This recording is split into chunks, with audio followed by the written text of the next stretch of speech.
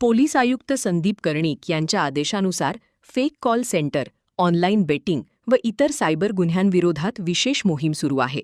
त्याअंतर्गत पोलीस अंमलदार भूषण देशमुख आणि दर्शन सोनवणे यांना माहिती मिळाली की देवळाली परिसरात अरबाज शब्बीर शेख हा ऑनलाईन बेटिंग सेंटर चालवत आहे. या अनुषंगाने पथकाने गंगा निवास, कळवण रोड, नाशिक येथे छापा टाकला. या कारवाईत अरबाज शब्बीर शेख, आसिफ जाफर हुसेन पठाण, अरबाज खान फरीद खान, पंकज नामदेव आहेर आणि सागर रमेश कांबळे यांना ताब्यात घेण्यात आले. हे आरोपी विविध वेबसाईटच्या माध्यमातून ग्राहकांकडून ऑनलाईन डिपॉझिट व विड्रॉवल करून बेटिंगचा व्यवसाय चालवत असल्याचे तपासात निष्पन्न झाले. घटनास्थळी 4 laptop, 18 mobile, 4 chequebook, 25 ATM card आणि रोकड मिळाली. या प्रकरणी सायबर पोलीस ठाण्यात गुन्हा दाखल करण्यात आला आहे. पुढील तपास वरिष्ठ पोलीस निरीक्षक संजय पिसे व सहाय्यक निरीक्षक धीरज गवारे करीत आहेत.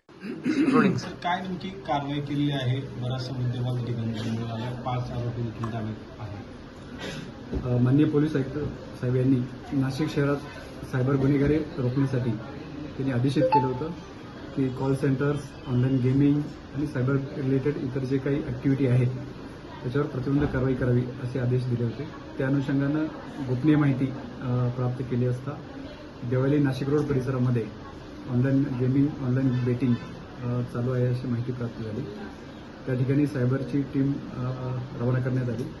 त्या ठिकाणी त्या सदर इसमांचा शोध घेतला तर त्या ठिकाणी अशी माहिती प्राप्त झाली की सदर इसम हे नाशिक रोड परिसरातून कळवण या ठिकाणी शिफ्ट होऊन त्या ठिकाणाहून ते गेमिंग आणि बेटिंग चालवत आहेत. त्याप्रमाणे टीम कळवण या ठिकाणी गेली. कळवण या ठिकाणी सदर त्या ठिकाणी 5 इसम मिळून आले. त्या 5 इसम हे वेगवेगळ्या 4 गेमिंग वेबसाईट चालवत होते. त्यांच्याकडून 4 laptop, 18 mobile, 54 bank passbook, 25 ATM card आणि 26 वेगवेगळ्या मोबाईल कंपन्यांचे सिम कार्ड्स असे त्यांच्याकडून मिळून आले आणि त्यांच्यावर पुढील IT ॲक्ट आणि गेमिंग ॲक्टप्रमाणे गुन्हा दाखल करण्यात आलेला आहे. गुड्डू शेख, दिशा न्यूज, नाशिक.